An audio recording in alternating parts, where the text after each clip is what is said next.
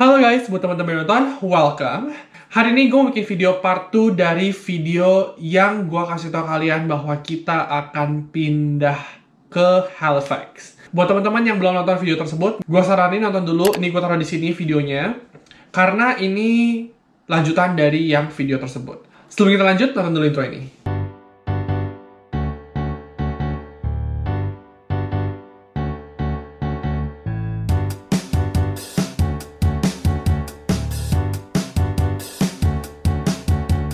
Singkat aja, gua itu akan pindah ke Halifax bersama istri. Dan kita ngelihat apartemen yang dijual dan disewakan.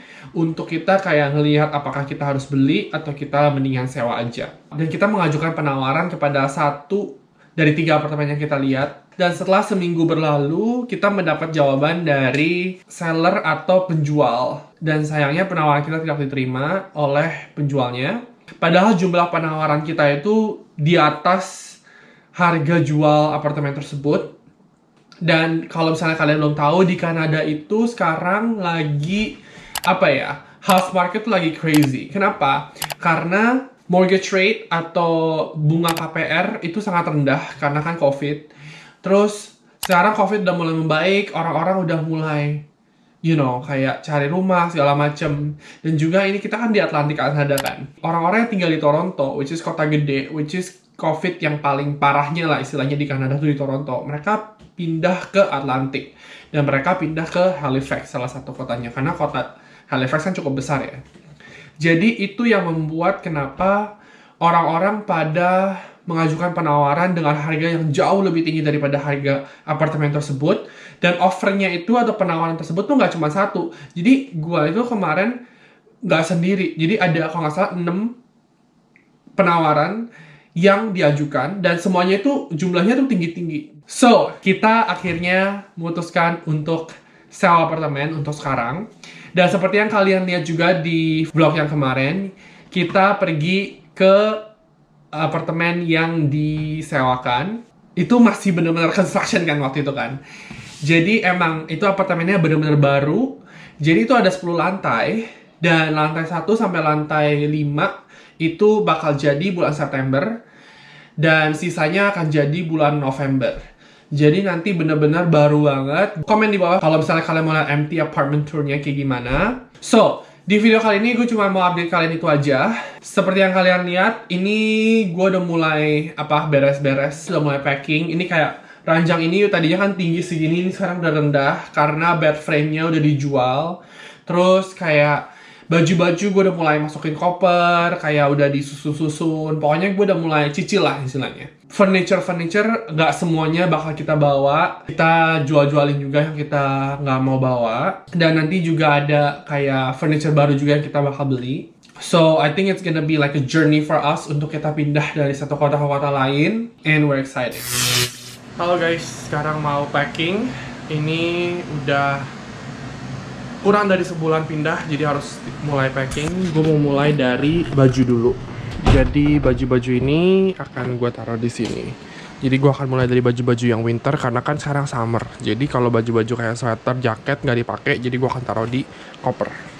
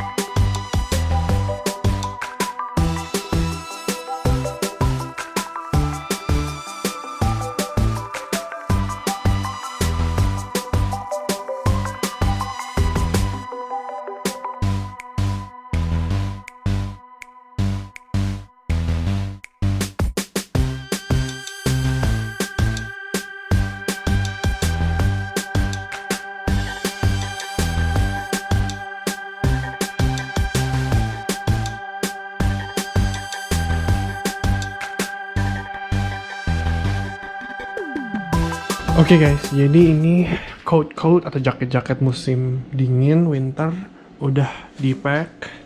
Terus ini juga udah dikeluarin nih rak sepatu, semuanya dari sini coat. Terus ini barang-barang dapur udah dikeluarin semua.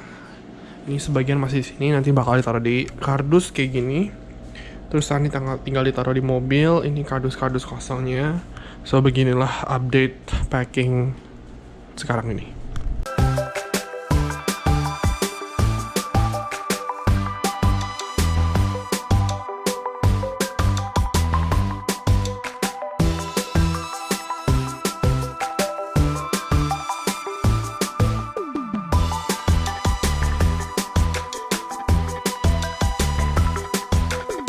Juga akan sewa truk, namanya U-Haul truck, itu kayak pindahan gitu. Jadi nanti furniture-nya bakal dimasukin ke truknya, terus kayak gue bakal nyetir truknya, Marsha bakal nyetir mobil, terus nanti sampai sana kita kayak pindahin gitu.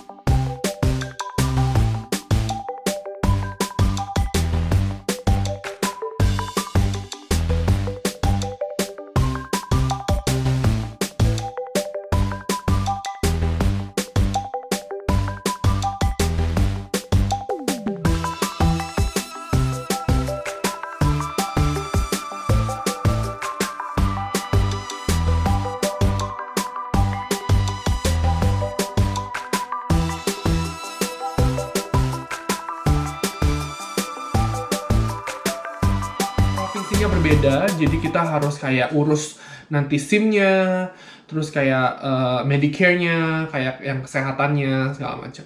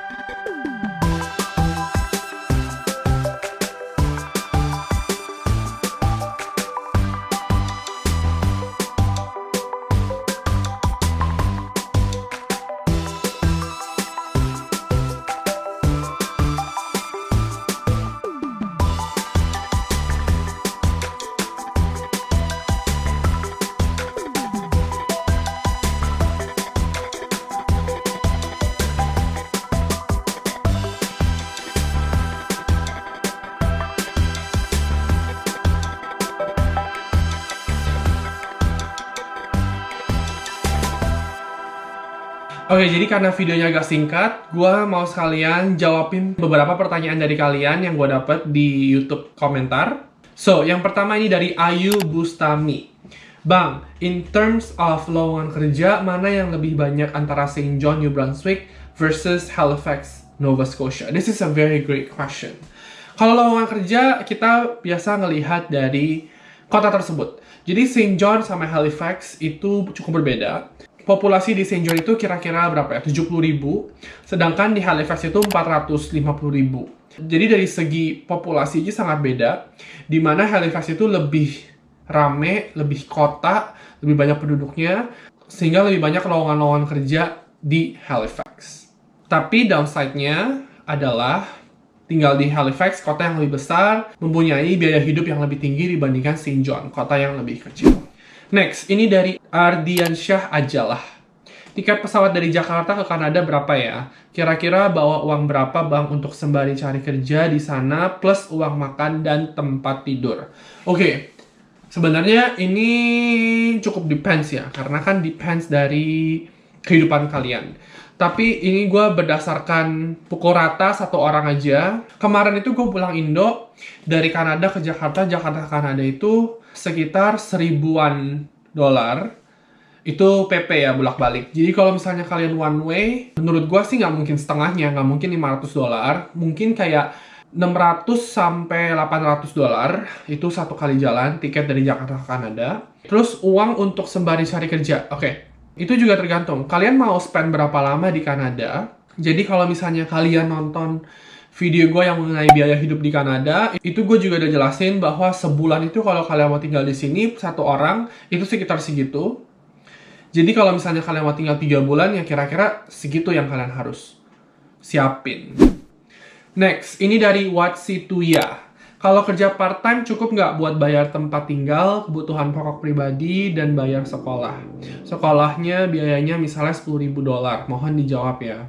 Kalau misalnya kalian mau ke Kanada sebagai student, college atau university, terus kalian sembari sekolah, kalian mau sambil part-time kerja untuk kalian bantu bayar uang sekolah kalian, bisa. Tapi apakah itu cukup untuk bayar tempat tinggal, kebutuhan pokok pribadi, dan bayar uang sekolah? Tidak cukup. Kenapa? Karena sekolah itu nggak murah di sini. Itu 1 tahun di sini ribuan dolar.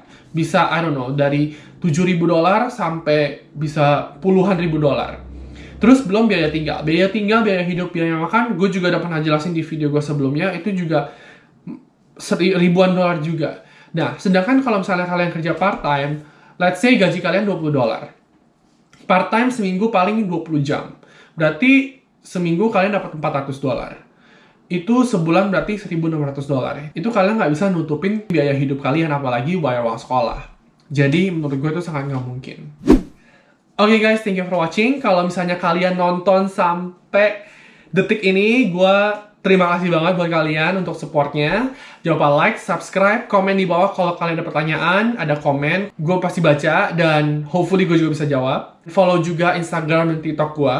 Gue mulai sekarang akan mulai ngepost di TikTok gue, ngejawabin pertanyaan-pertanyaan kalian. Jadi instead of gue jawab di satu video, dan kalian harus nunggu lama, gue mungkin akan bikin kayak short clip di TikTok, ngejawabin pertanyaan-pertanyaan kalian. Jadi check it out, and I'll see you next time. Bye guys.